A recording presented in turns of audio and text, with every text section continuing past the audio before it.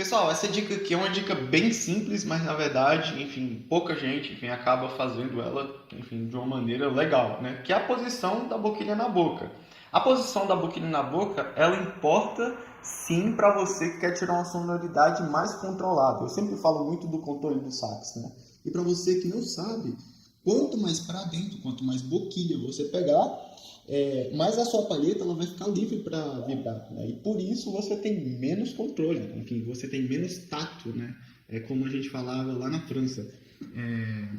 A gente tem menos tato da palheta e por fim ela acaba vibrando, enfim, do jeito que ela bem entende, né? Agora, quando você pega um pouco menos de boquilha, você tem mais controle sobre a vibração da palheta e isso faz com que você tire uma sonoridade muito mais agradável do saxofone. Então, tenta fazer micro ajustes, né, enfim, na sua embocadura, trazendo, né, ela um pouco mais para trás, o queixo, né, no caso. Você vai ver, enfim, você vai notar que tem até uma melhora nos graves do saxofone. Então,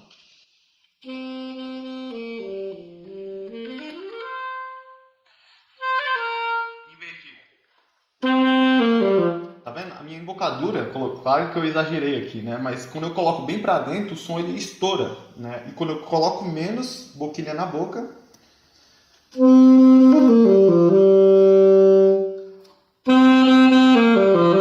então, o tanto de boquilha que você coloca na boca importa sim. Claro que muito na ponta, aí talvez seja demais, né? Então, tem um ponto ideal ali e talvez um pouco menos de boquilha vá fazer com que o seu som ele fique mais agradável para quem te escuta.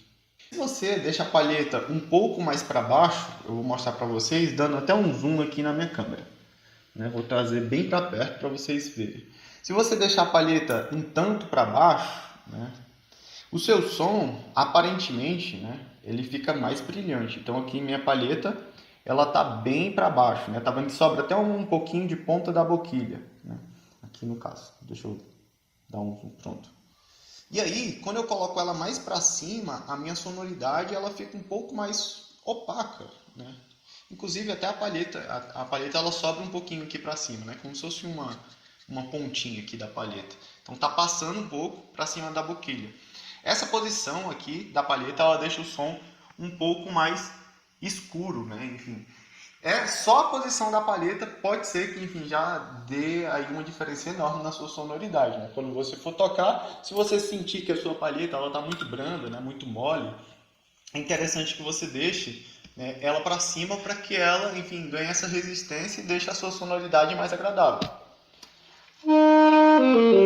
Agora, se a sua sonoridade está muito opaca, né, está muito escura a sonoridade, é interessante que você deixe ela um pouquinho mais, enfim, para baixo, né? Deixa até uma pontinha de boquilha, né, passando um pouco ali. Deixa a palheta um pouco mais para baixo e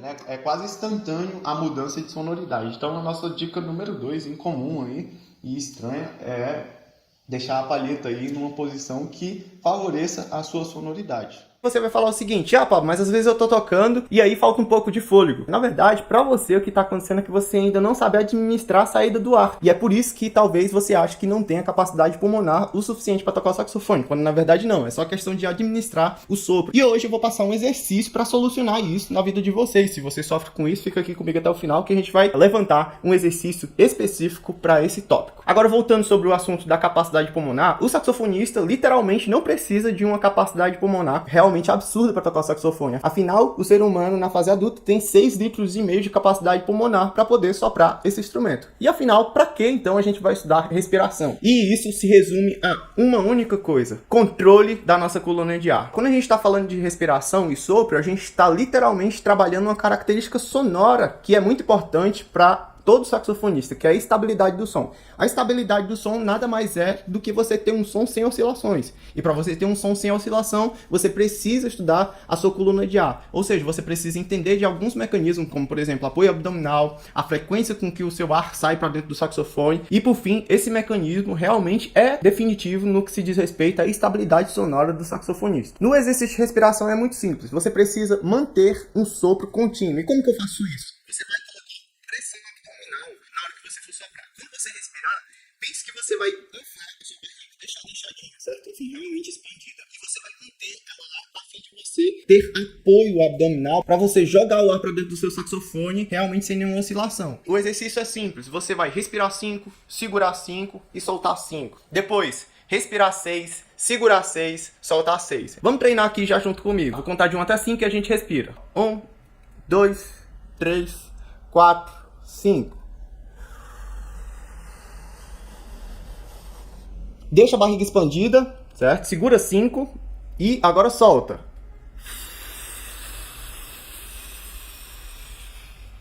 Aqui eu tô pensando, certo, pessoal, em deixar minha barriga expandida a fim de eu ter apoio abdominal. Esse daqui é uma das grandes sacadas para você realmente ter uma coluna de ar eficiente no que se diz respeito à estabilidade do seu sopro. Então, não tem segredo, certo? É realmente deixa a barriga inchada, expandida, dilatada, né? Seria essa palavra. Deixa a barriga dilatada, realmente com pressão abdominal, claro que não precisa ser aquela coisa muito forte, mas também tem que ter ali uma pressão abdominal.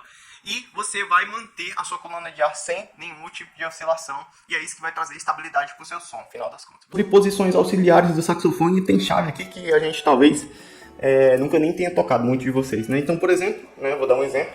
Para que serve essa chavinha aqui de cima, né? Você já deve ter se perguntado, né? Essa chave aqui de cima. A minha tem aqui a tecla do Si e acima tem uma chavinha aqui, ó, diferente, né? Para que serve essa chave aqui diferente? Essa chave aqui, ela é uma chave que a gente toca as notas frontais do agudo. Então, por exemplo, vou dar um exemplo para vocês. Aqui, né, na chave 1, 2 e 3, né, a gente tem a nota Mi, né?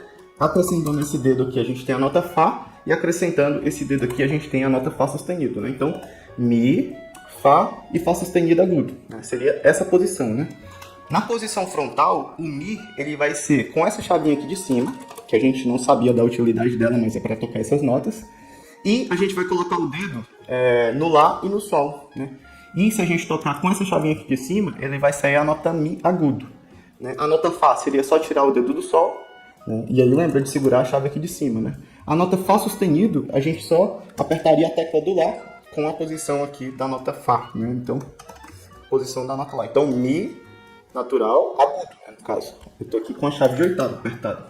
Então, Mi, né, a posição aqui da chave em cima, mais essas duas teclas, Fá e Fá sustenido, né, são posições alternativas pro agudo. Então, em vez da gente tocar normalmente, né, nas posições do lado, né, que seria essa daqui,